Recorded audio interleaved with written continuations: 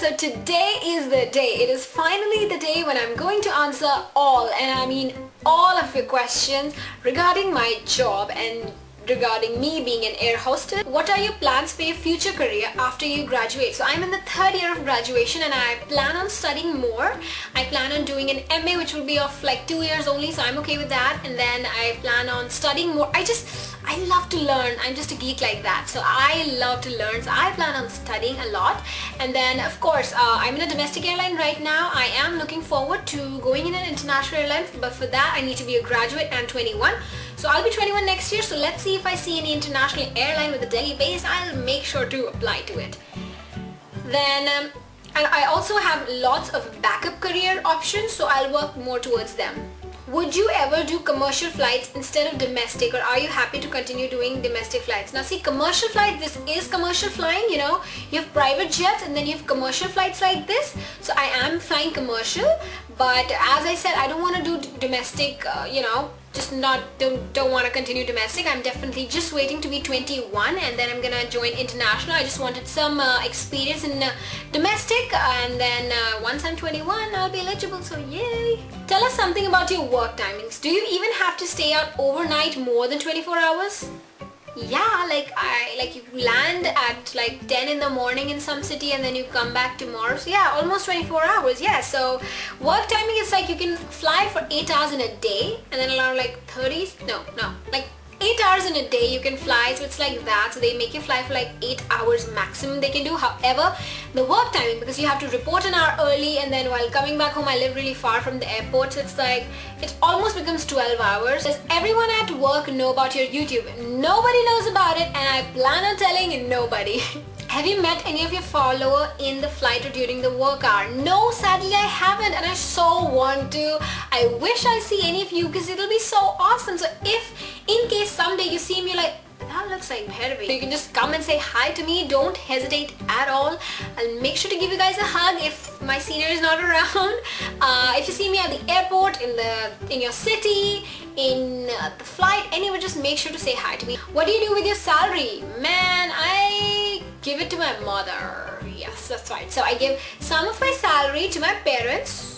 Then I keep some with myself, and then some of it I keep in another account that I have, so I'm saving it. Next is, what is your approximate payment as a flight attendant? So you know, it's just I just don't want to talk about salary because salary issues are like, oh, a little, yeah, but you do get paid really well as a flight attendant. It depends on how much you fly, and it depends on which company you're working for and what is the condition of the company also. Nowadays, looking at the aviation scenario in the country, in India I mean, so it depends how much you're paid. If you ask about me and my airline, it's anywhere around I don't even know should I say it or not, but it's around like it's a good, I'll say like in a year you can earn good 4 to 5 lakhs.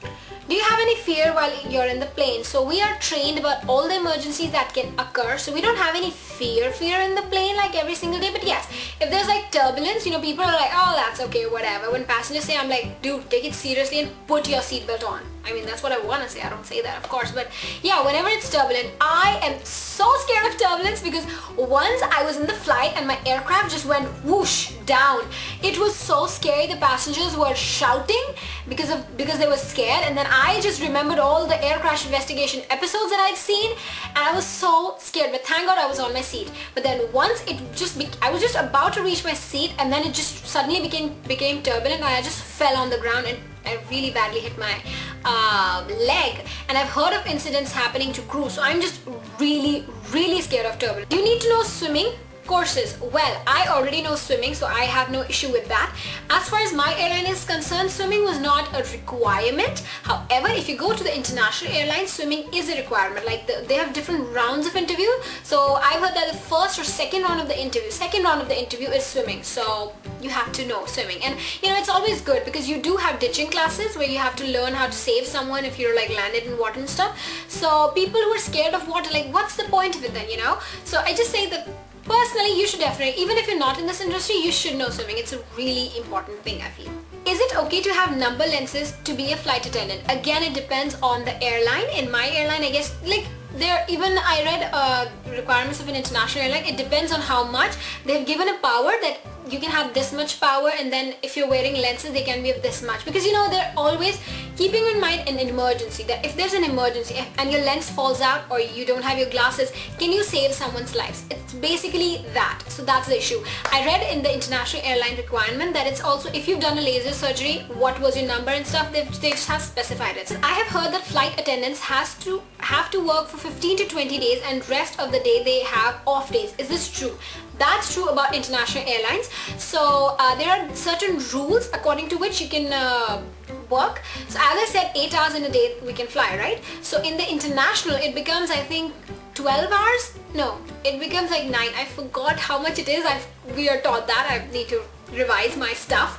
But it's that. So you know, like in one day, like, you know, and then there's like you can fly for a certain hours in a week and then in a month. So when you fly international, only one flight is so long, that going and then coming back. So you go, you have a layover, and then you come back, and that takes up so many hours that you have to have the rest period, you know.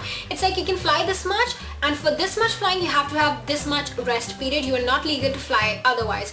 So it's kind of like that. So that is in the international thing that you're talking about. Being a flight attendant, your main career? Well, for now it definitely is my main career.